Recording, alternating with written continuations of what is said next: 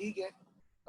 So we are starting with the chapter called as chemical kinetics over here. In this chapter we are going to learn about the rate of the reaction. कितना fast reaction होता है, कितना speed में reaction complete होता है और catalyst कैसे काम करता है. हम बचपन से पढ़ते आ रहे हैं कि अगर reaction slow जाएगा तो हम catalyst यूज. फिर हमने बाद में ये भी देखा कि अगर हमें reaction का speed को slow करना है तो भी हम लोग catalyst यूज करते हैं. तो यहाँ पे हम रेट ऑफ द रिएक्शन यानी कि speed of the reaction kinetics में पढ़ने वाले हैं. तो स्पीड का एक फॉर्मूला तुमने पढ़ा था अपने लोअर क्लास में. स्पीड का formula that is distance upon time, कि हमने कितना डिस्टेंस ट्रैवल किया अपॉन कितने टाइम तक हमने कितना टाइम में ट्रैवल किया, वो हमें हमारा स्पीड बताता है. तो ऐसे ही कुछ हमें रिएक्शन का भी स्पीड पता चलेगा. For example, let's say you have a reaction,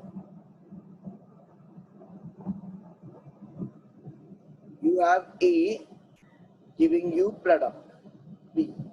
तो A is your reactant, P is your product. तो with time A का concentration कम होता जाएगा and P का concentration बढ़ जाएगा. तो what I can say is what will be the speed of the reaction. जैसे अगर मैंने तुमको बोला कि at 0 minutes the concentration is A0 and इसका is P0.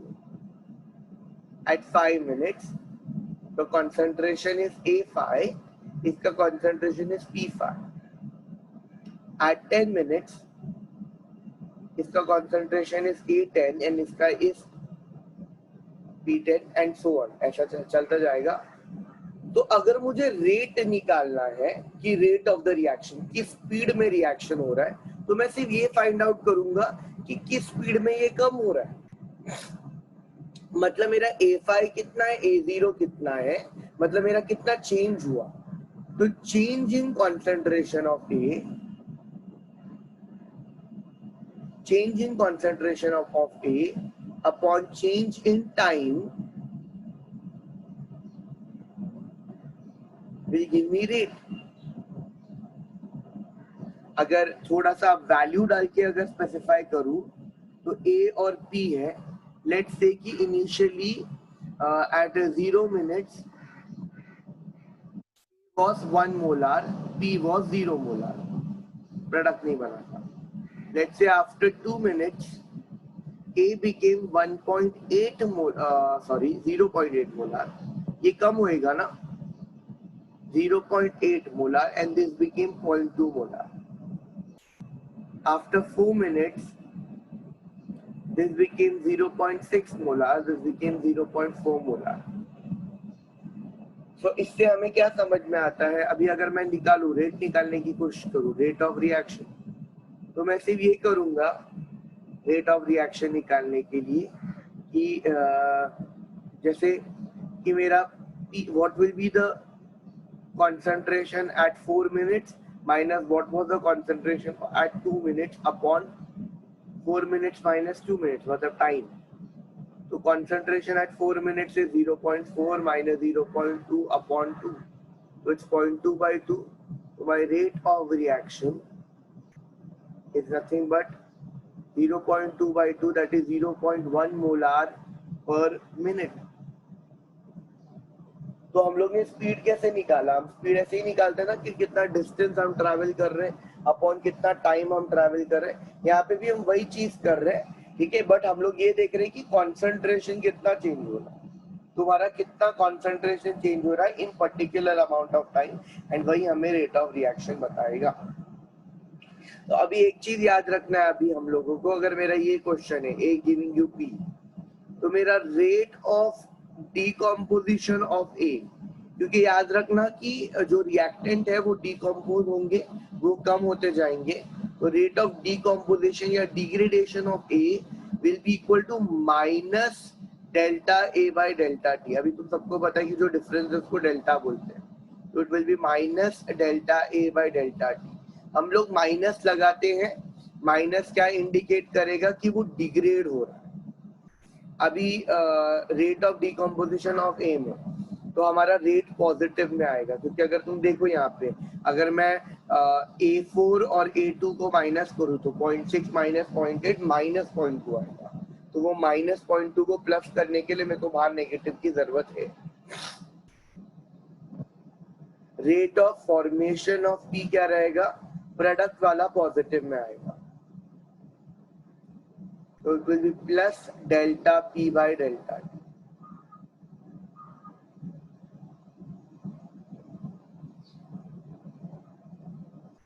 एक बहुत ही इंपॉर्टेंट चीज बता रहा हूँ, उसको ध्यान से सुनना।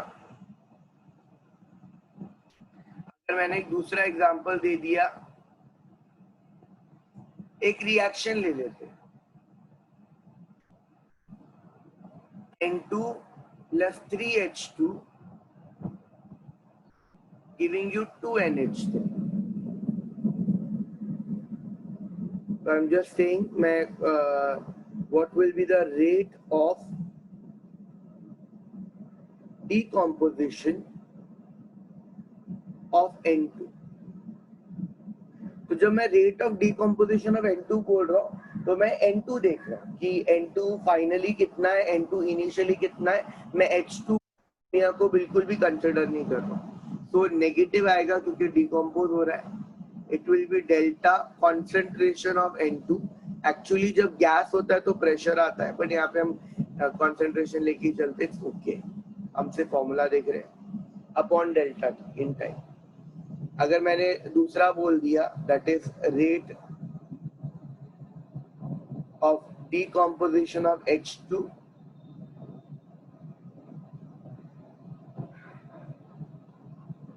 ये भी आएगा minus delta H2 by delta T। अच्छा, मैं अभी तुम लोग ये सोच रहे रहोगे कि वो स्टोइकोमेट्री का क्या, वो स्टोइकोमेट्री का क्या करना है। वो स्टोइकोमेट्री तब यूज होता है जब हम लोग रिएक्टेंट्स को या प्रोडक्ट को कंपेयर कर रहे होंगे कि N2 का 1 मोल निकल रहा है तो H2 का 3 मोल निकल रहा है। जब हम इस तरीके से कंपेयर करें तब स्टोइकोमेट्री आता है, बराबर की नहीं।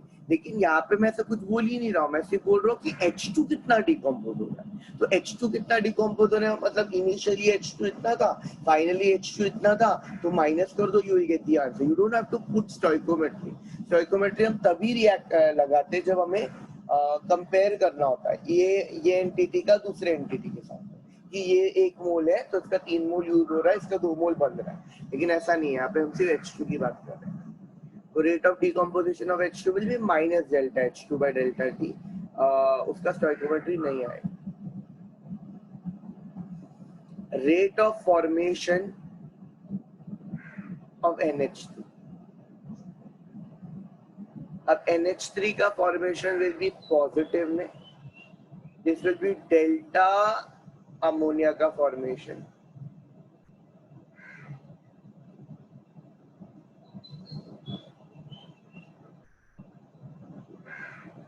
Upon delta, delta formation upon delta.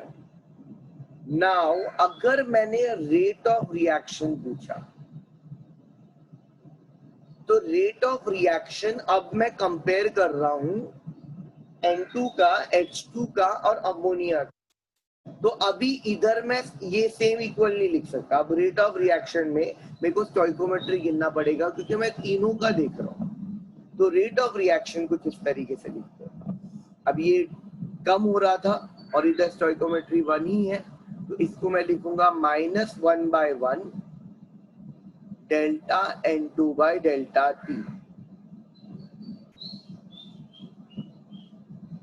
अभी जितने टाइम में इसका 1 मोल जा रहा है उतने टाइम में इसका 3 चले जा रहा है। तो बस ये याद रखना कि स्टोइकोमेट्री नीचे अपॉन में आएगा, तो ये जो 3 है अभी ये 3 नीचे आएगा, तो it will become -1/3 delta H2 by delta T। See very carefully, जब मुझे सिर्फ डिकम्पोजिशन ऑफ H2 के बारे में पूछा था तब कोई स्टोइकोमेट्री नहीं आया था। लेकिन अगर मेरे को कंपेयर करना है कि इसका और इसका रेट कंपेयर करना है क्योंकि रेट ऑफ रिएक्शन है, तो देखो स्टोइकोमेट्री आ रहा है क्योंकि N2 है और हमारे पास यहाँ पे H2 है तो उसका 1/3 आ जाएगा। सिमिलरली यहाँ पे 2 है तो it is going to be 1/2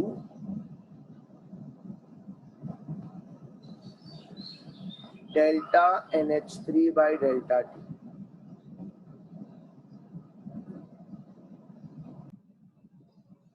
अगर मेरा कोई ऐसे अलग रिएक्शन है जैसे A of A plus B of B giving me C of C plus D of D, so it's very simple. Rate of decomposition of A, I'm not writing the entire statement, rate of decomposition of A will be minus delta A by delta T, minus rate of decomposition of B will be minus delta B by delta T. My rate of decomposition of C will be minus delta C by delta T.